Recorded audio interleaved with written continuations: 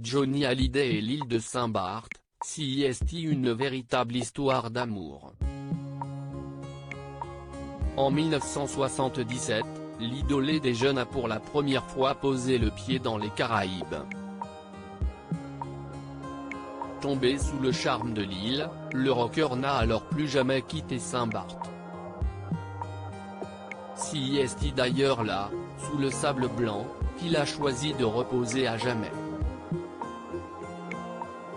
Depuis plus de 2 ans, Johnny Hallyday est enterré au cimetière de Lorient, où les fans peuvent maintenant lui rendre hommage quand ils le veulent.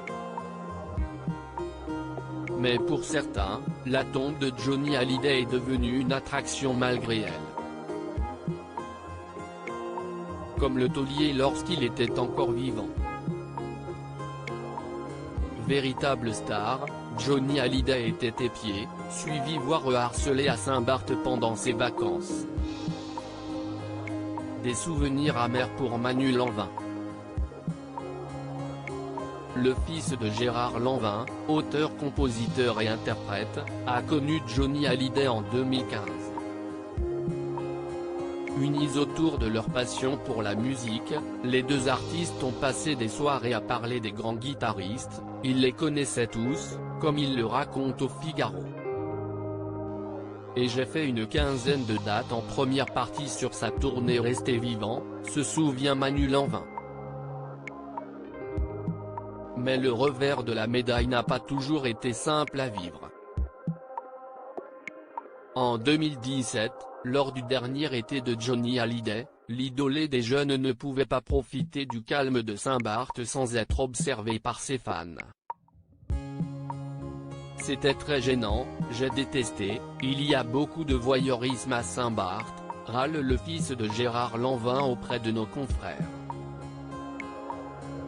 Tout ce que j'espère, CIST qu'il ait pris du plaisir à écouter ma musique et ait pu un moment oublier ses traitements.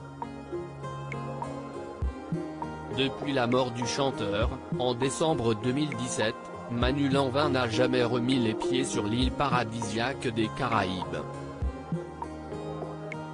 L'été, c'était notre rendez-vous.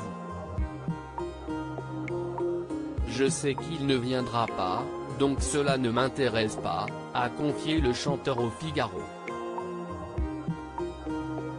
Johnny repose enfin dans sa dernière demeure très pudique lorsqu'il s'agit d'évoquer sa relation avec Johnny Hallyday. Manu Lanvin avait pourtant rendu hommage au rocker il y a quelques mois. J'ai eu la chance d'ouvrir sur ces dernières dates, avec une machine énorme, sa scène incroyable, des moyens techniques hallucinants.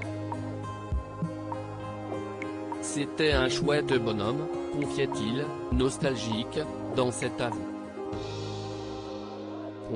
Ce que je retiens de lui, CIST rare dans ce métier, CIST qu'à chaque fois qu'il a dit quelque chose pour moi, il l'a fait. Ça, CIST très important. Le 15 janvier dernier, la sépulture de Johnny Hallyday a été déplacée.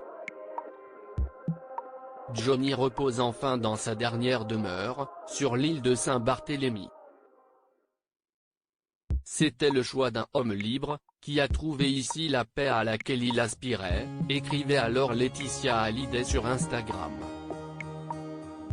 Les démarches ont été accomplies avec professionnalisme, dans le respect de ses volontés. Je remercie de tout mon cœur tous ceux qui y ont contribué.